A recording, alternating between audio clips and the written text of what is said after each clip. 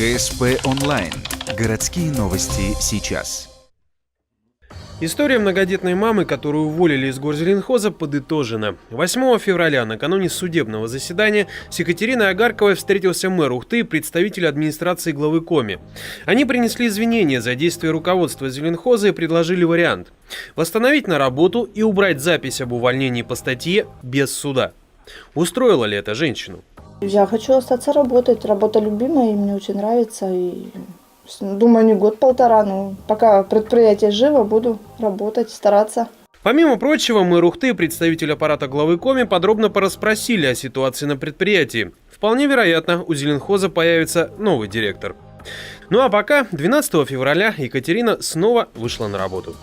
Переживания были, девочки очень рады были меня видеть, все довольные, все, как и ребята.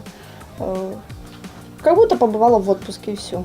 Пока никто из руководящих даже должностей не подошел, не извинился, ничего никаких. Как в обычном режиме. Пришел, планерку провел, ушел. Сейчас в зеленхозе приказ о выходе на сверхурочную работу выдают заранее и, соответственно, подтверждают согласие сотрудника. Впереди 8 марта, время тюльпанов, да и так дел хватает.